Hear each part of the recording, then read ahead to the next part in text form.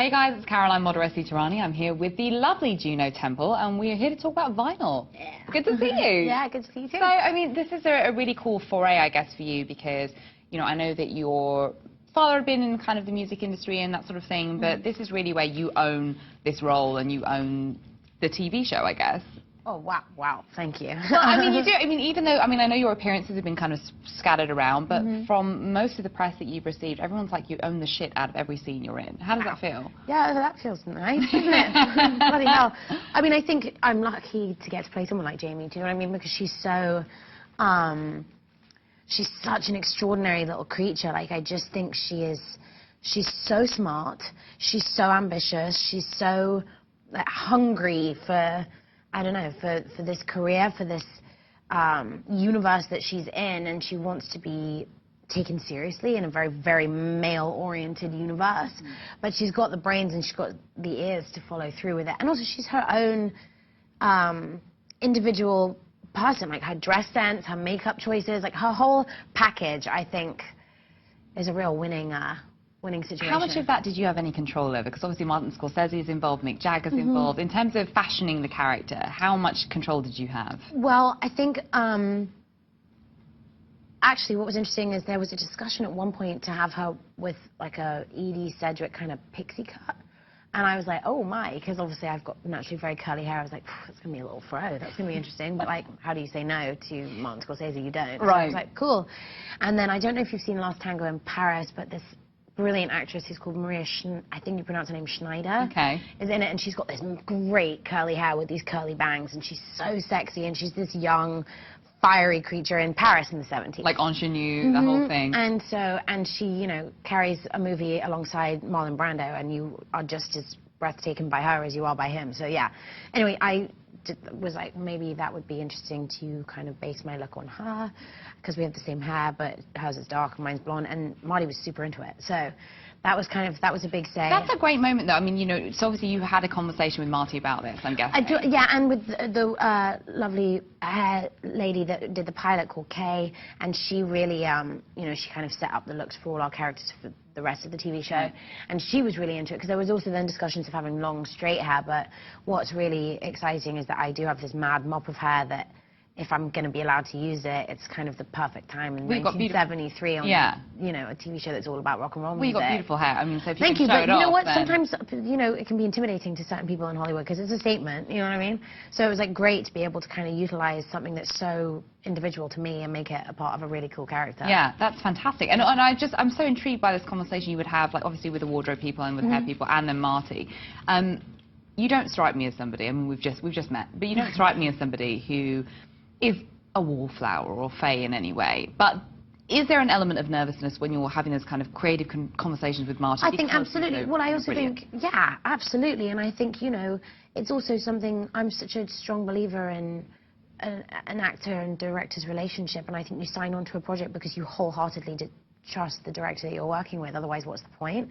Because it's so about you creating a universe and kind of in unison coming together with what ultimately is the director's vision, you know, but you're kind of bringing that vision to life, or you are bringing that vision to life. And so I think it's not, you know, I think being an actress isn't about being the most beautiful person in the room or being like, it's about being as human as possible in the character that you're playing. So don't be afraid to do the things that a director tells you to do, because you might be like, well, my butt's going to look bigger than that. Do you know what I mean? Boring, because actually, who cares? In that moment, that character's not thinking about that, you know? I think that's got to be a very difficult thing as well, because, I mean, vanity, we all have it. Yeah, of course, you know, like, we've got the camera pointing at us as well. I'm sure, I mean, of course, we all both are fabulous.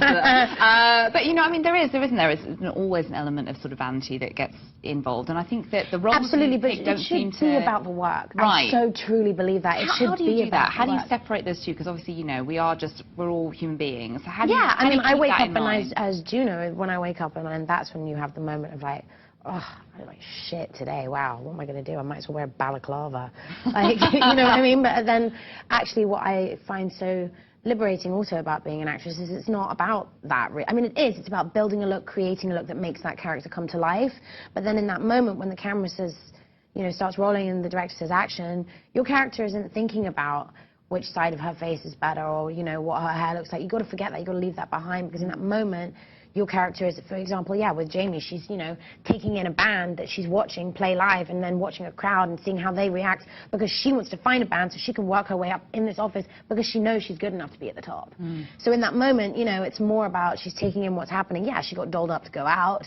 She made a statement. She wants to, you know, I think that's another thing I like about her, is I think she's such a chameleon. She knows how to kind of dress for each situation. Like when she's at the rock and roll concert, she's, you know, Nikki Liederman, who does the makeup on Vinyl, is one of the coolest women I've ever met in my life, and I think her vision for the makeup on the show is just, I mean, my eye makeup is some of the most beautiful pieces of art I've ever seen. We're going to try and do a coffee table book, I think, of close-ups of all of my... Oh, that's awesome. Well, I mean, I was just thinking about that. There's a great Alexander Pope poem, isn't there, about this idea of, I think it's like Rape of the Lock, where this notion of armour, like makeup can be armour, what we put on can be armour, and it seems like it's a little bit of that for the character. Absolutely, and it's like, and also I think it's about her fitting into situations she wants to, you know, and I thought that was really interesting when I read the script while I was doing the audition process, is like all the different things you see her in the office in one kind of a certain look, then she's going out to a disco club and she's in a silk jumpsuit, and then she goes to a rock and roll concert and she dresses up like a tiger. Do you know what I mean? It's like, so she really does know how to, yeah, dress for the situation so she fits into what's going on. Is there anything that you were like, I'm desperate to keep? All of it. I mean, I'm a vintage junkie, and my whole wardrobe is like 70s collectible vintage pieces. We haven't just do a quick zoom in the shoe, Sam. Look at her fabulous shoes. Really good shoe. They're bloody amazing. And I have to say, she's tethered to the couch the minute Juno cannot run, but she did. She ran across. The perfect platform. The thought. I mean, I could wear these on the show, I feel like. They would fit in. They would fit in. With Jamie Vine. Yeah. I'm really into it. Well, people who are watching us live right now, Brian Moore says, love the show. And Annette Bullman says, what was it like to kiss James Jagger? Fantastic. He's a great kisser, and he's one of my favourite people also now on the planet. Like, were you friends before the show? No, we didn't know. We had a lot of mutual friends, weirdly, in London, but we'd never actually met, or at least we don't remember ever having ever having met before. The word, guys, meeting. It's the Very word. British. Yeah, totally. Yeah. But it was, I mean, obviously, you know, we spend a lot of time together, shooting together on the show, and like creating this relationship between Jamie and Kit was so much fun, and we became really close friends. And I think there was a trust thing there, which happens when you want to shoot intimate scenes and kind of create this sort of complex love story where they obviously dig each other, but I think Jamie's also keeping him at arm's length because he is her golden ticket, and she doesn't want to fuck that up, you know. But I think she does like him, and it's getting more complex as the show goes on too. Well, that sort of the golden ticket and that dynamic there. I mean, you know, you're exploring the politics of being a woman at that time period. Oh, and totally, sort of which in a very male-oriented world. But so much so. Yeah. And what do you think? I mean, are there any parallels? Obviously, when one thinks about Hollywood and thinks of the industry, we know that it is still very much a patriarchy. You know, within Hollywood, and of course, it's changing. You're going to be working with Elizabeth Banks, who I feel like is leading the charge a little bit on that front. But do you see kind of parallels when you were reading the script and thinking about the struggle of Jamie and maybe the struggle of women in Hollywood today? Yeah, I definitely think there are parallels. I mean, I think there's no denying that it's still a very prominent issue. And I think, like you said, yeah, people like Elizabeth Banks, people like Jennifer Lawrence, like these amazing women that are talking out and saying, like, actually, we are great, just as great as men, if not better. So, like, listen to us and treat us equally. And I think the thing that's interesting for Jamie in this office in American Century, where it is such a male-oriented world, all her bosses are male, and you know, she's a younger woman, but actually she knows that she's smart enough to fight the fight in that office, and so do the men. And so I think it's what's been interesting, especially watching it too, and after having shot it, of how it really does play that these men are like, oh, she's good at what she does, so we've got to keep her. We've got to make sure she doesn't rise too quickly. Yeah, which I think is interesting, and I've really enjoyed watching that, you know. Have you ever experienced anything like that? Because, I mean, obviously, I think for you, your career, I mean, it started when you were relatively young. You know, you gave a great interview to The Guardian where you were talking about you finally reached puberty in your acting career, finally.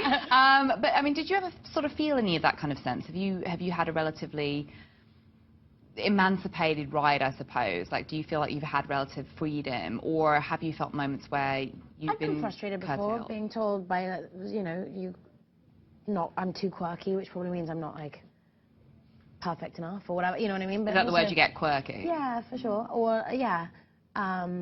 Or I'm not all-American enough, which I get, because I'm not all-American at all.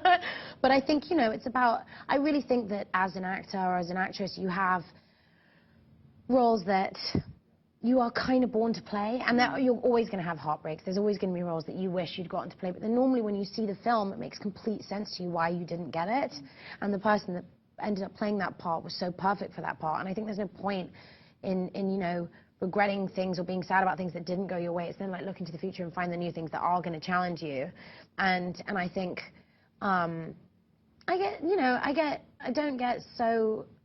don't feel like I've ever been really squished by anything in Hollywood, but I also think I'm not, you know, I'm not really completely in the eye of the beast. It's not like I'm in one of those huge, what do you call them, like the Hunger Games or those kind of... Right. Big franchise. Yeah, I'm not in one, and I can't imagine what it would be like to be involved in that. Does that interest you in any way? Because the films you have done have been relative, I mean, you know, huge films, like Atonement, for example, just to pick an earlier one, but, you know, I know you've worked with Jill Soloway as one. You've kind of walked, it seems, like this very interesting creative tightrope, where you've done some very big budget things and some more independent things. Does the franchise world, the comic book series, as you know, they're coming so big, does that interest you in any way? I mean, I find it kind of frightening. I take my hat off to people that are so... I mean, I think Jennifer Lawrence truly is one of a kind. I think the way she handled Katniss was just the coolest thing ever, and I think she's such... I just think it's how great to have someone that's that inspiring leading a franchise like that, you know? And, I mean, I would never say never. I do find it quite scary. I think the idea of that kind of fame that happens overnight and your life not being your own anymore is pretty terrifying. But I also think it's about, you know, you are still in control of your life. You can, I guess, kind of dictate when you leave the house and stuff. I mean, I don't know. Well, I mean, it's curious because I suppose with vinyl, right, so there's already going to be a season 2, we know that. And one imagines that, I mean, it could just keep going, right? Unless there is sort of a, you know, an end in sight, which we don't really know yet. But, you know, let's say it goes for another 4 seasons or 5 seasons. Hope so. In a way... I'd be so up for that. Well, so in a way, then, you're kind of... You are that character, then, for that length of time, which feels kind of maybe what it must be like to be in a big franchise, where you sort of have to work and wear that character for a long length of time. Yeah, I would guess so. And I think TV right now is kind of where it's at. They're making these such brave choices, and really... Television is almost like a, you know, 10, 15-hour film now, where you're like completely salivating, waiting for the next episode to come out the following week. What are you obsessed with, TV-wise?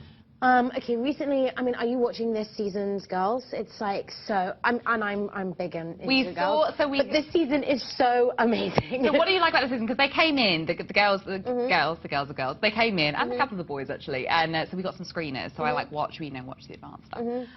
Cheeky, don't give anything. I know, I shan't. And I'm also an episode behind, so don't give. Oh really? Okay, we shan't do anything. But so, you know, what do you love about Girls, and particularly this season then? I think this season, to me, it's quite different to the other seasons. Like, I really feel that they've all kind of grown up a little, and they're kind of more doing their own things separately, and I just think I'm so enraptured in it. And I think watching it, why I got so into it, I actually got into it late. When I was here shooting vinyl last year, and I just binge watched all of the seasons, and I couldn't stop. And I was just, there were so many moments that you related to, and then moments where you were frustrated, and I don't know, I really enjoyed it. I got super into it. I think the performances are phenomenal, and I think Lena Dunham is just like badass, you know what I'm saying?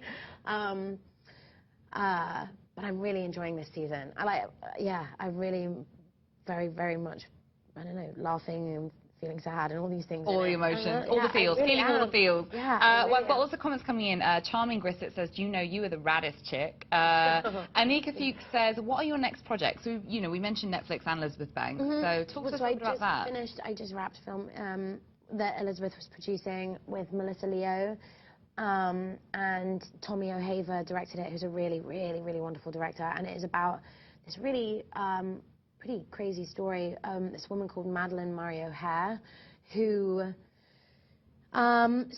she like sued. She was an atheist, right? Like, I mean, crazy atheist. Right, hardcore atheist. Yeah, and she started, which is kind of why I think nobody knows this story, because it's such a mad story.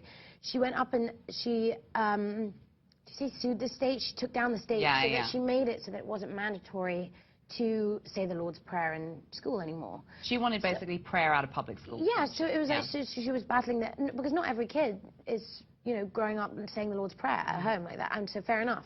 Anyway, so she And then she started this non-profit atheist charity called American Atheists.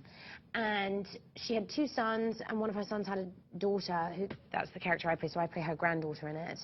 One of her sons ended up joining the church and becoming a hardcore Christian and like not speaking to her. And then her other son and my character ended up living with her, and they really, you know, went around spreading the word of American Atheists. And she's getting played by Melissa Leo, isn't Yeah, she? yeah, who is extraordinary. Yeah. I mean, working with her was like going to acting school for 5 years. And she's unbelievable. Then,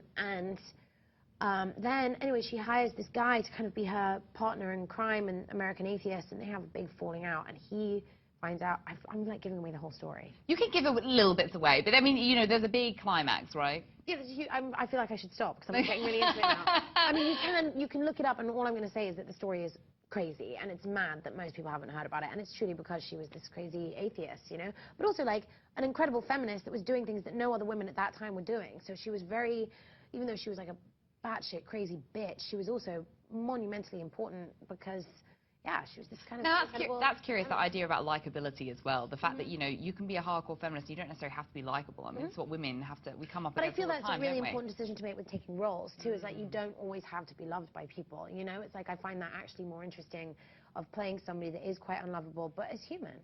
You know, because people are human. It doesn't matter how crazy you are. It's like, ultimately, we're human, and you can't deny that. I mean, very true. Well, I've got more comments coming in. Samuel Forer, he's given us a couple of thanks, Samuel. He says, Juno, do you expect to get an award for this role? And who's Vinyl's MVP? Who's the most valuable player? Oh. Who do you love the best at Vinyl, working alongside? Oh, oh my God, our cast, they all became my favorite. You have to pick one. It's like a Sophie's Choice. You're Meryl Streep. You've got to. Not going to happen. Bobby? Well, actually, Emily Tremaine, who plays Heather, the secretary, she's truly become my best friend in the entire world. So, yeah, she's like my favorite person on the planet. There you go, on the island. There's the one who's been saved. It was great when I got to say the C word to her. We were pretty pumped, actually. Obviously, there are some crazy parties as well that we see on Vinyl. Samuel Forer, again, this is his third question. He says, whose place was the craziest Hollywood party you ever were? So what was the craziest Hollywood party you've ever been to? Or have you been to? I can't talk about, my friend. There you go. Yeah. We'll let the silence speak for her. I mean, is it still, I mean, you know, obviously, people have a very... I have some pretty good parties at my little tiny doll house. That's what I call the house that I live in LA. I have a great porch, and I have a little fire pit, and I throw some good parties. What's the hallmark of a good party, do you think? Good music, everybody needing to take a day of rest afterwards, I guess. I don't know, good conversation. I don't know, just enjoying yourself. What about the music? Obviously, I mean, I know music's got to be a key to the party. So what's on your radio? What's on your vinyl player? Well, that's what I was going to say. I actually do listen to a lot of my stuff on vinyl because I truly believe, I mean, I'm not going to complain about technology and where technology is going, but... We're using it right now, aren't we? Yeah, totally. But also, you know, it's amazing. You can walk around with your earphones in and, like, have your phone out and you're listening to your favorite songs.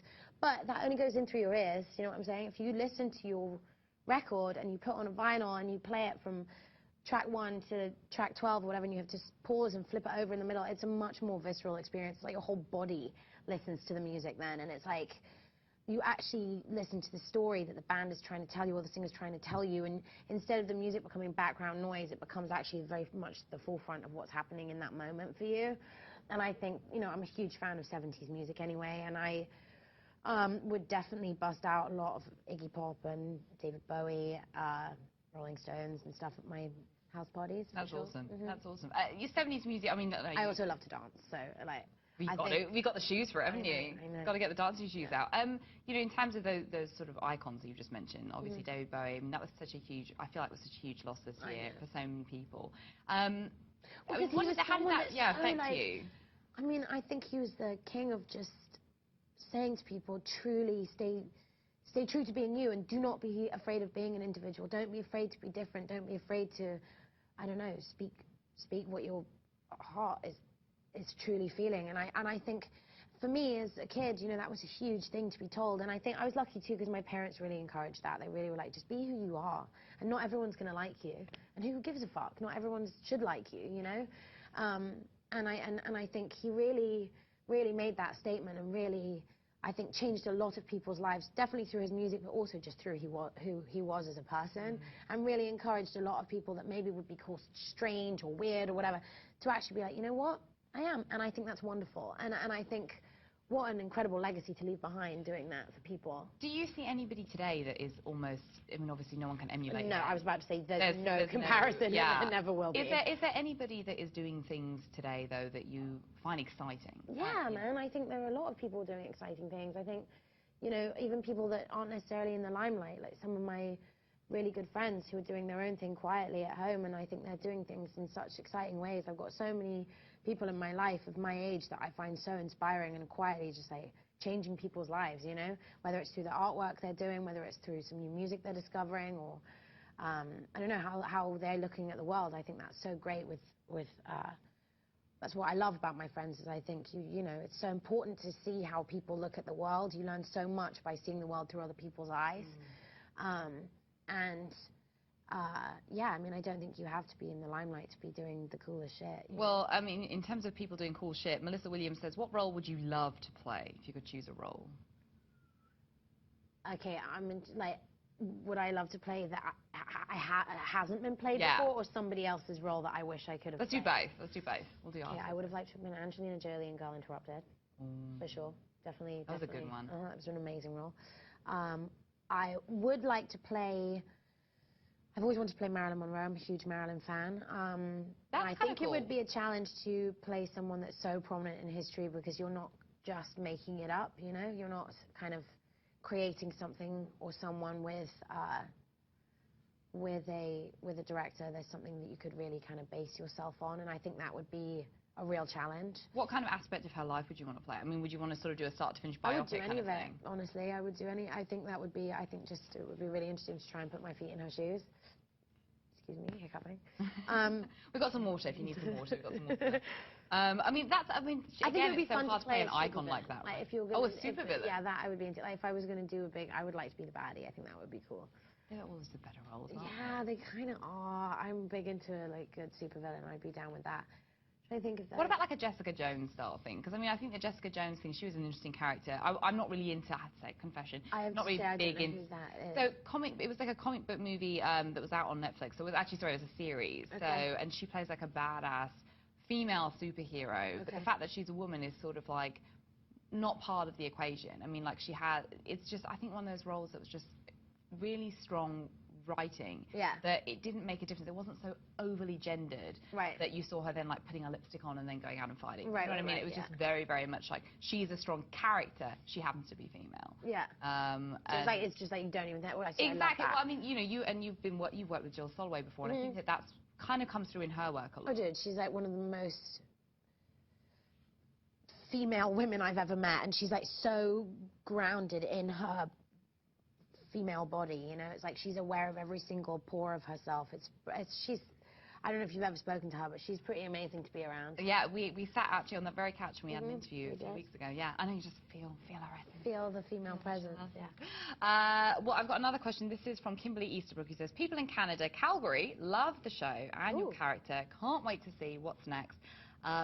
What is next? You're allowed to tell us. What's coming up for vinyl? Oh, I mean, we've got season 2, but that's all I know. I mean, I'm not going to give any, but there's 2 episodes left. I mean, do you get the scripts ahead of time? How does it work for you? I mean, do they tell you where you're going? Well, that was kind of cool, actually, in the process of making it, where we'd shoot for like 2 weeks, and every 2 weeks there would be a read-through, and we'd get the episode for the next, we'd get the script for the next episode. So it was almost like kind of weird real-time, where you're like, oh, that's what happens to Jamie? Wait, that's what happens to Lester? That's what happens to Richie? That's what happens to Devon? You were like... So you're kind of sort of living it in real time, because I definitely got the scripts like a few days before the read-through. But I haven't seen anything yet for season 2, but I can't wait. That's so exciting. I've got one from Timothy Revis. A little bit off topic, but we like it, Timothy. What's your favourite beer? I got to tell you, I don't drink beer. It makes me bloated and burp. I like vodka.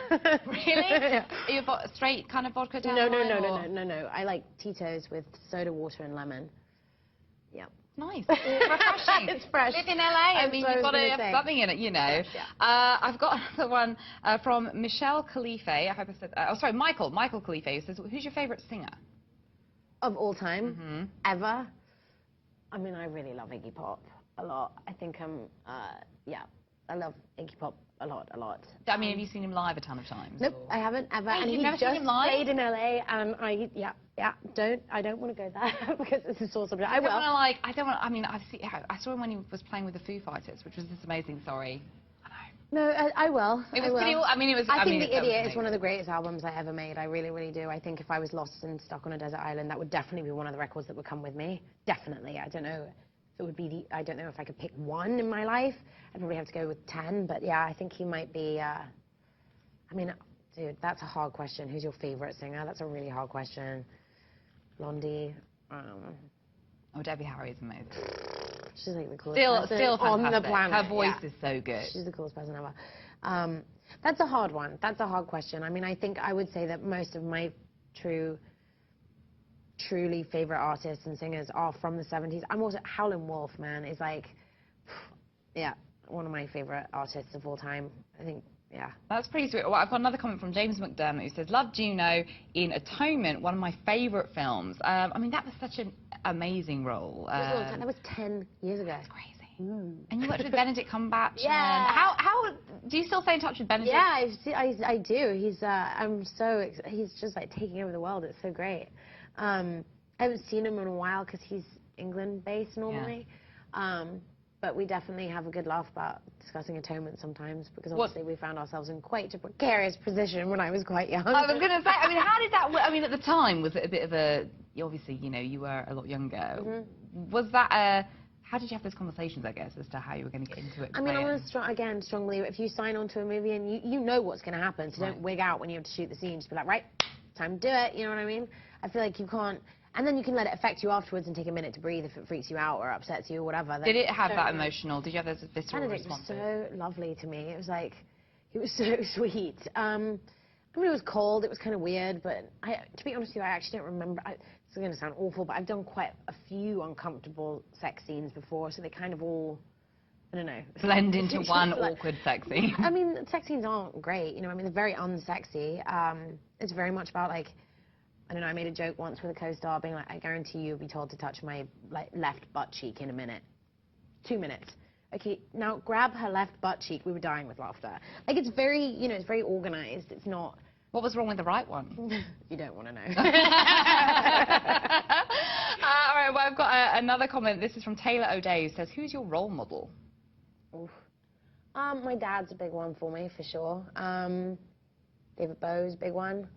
My mum and my brothers, too. I'm, like, pretty inspired by my whole family. They're, like, the coolest people on the planet. My younger brothers are so amazing. Yeah, and so are my parents. So I would say they're, like, really why I'm doing. Well, your dad, I mean, it's interesting, isn't it? Because I feel like you're very, you know, when I think of you very much in your own independent right. But, you know, your father's very successful. He worked as a documentary maker. He worked with the Sex Pistols, just to name one of a few huge ones he worked with. Do you shoot the shit with your dad about music? I mean, is that what your upbringing was like? My favourite thing to do when I go home and, like, hang out with my parents and, like, just, ask them lots of questions, you know? I think I'm lucky. I get on so well with my family, and that's hard being in LA, you know, because the time difference from England to LA is like one of you's getting up and the other one's going to bed, and we all know that means you're on very different spectrums of the world. But, yeah, I love shooting the shit with my dad about music, about the world, about, you know, and anything, about movies, about politics, about clothing, about all of it. He's such an amazing person to have a conversation with. Well, clothing you mentioned. Final question for you here, Samuel Fora again, who is obsessed with the outfit. What are you wearing, Juno? I'm wearing, this is Tommy Hilfiger, isn't it cool? It's like, I'm obsessed with silk. I just bought these amazing silk pajamas, which I love silk.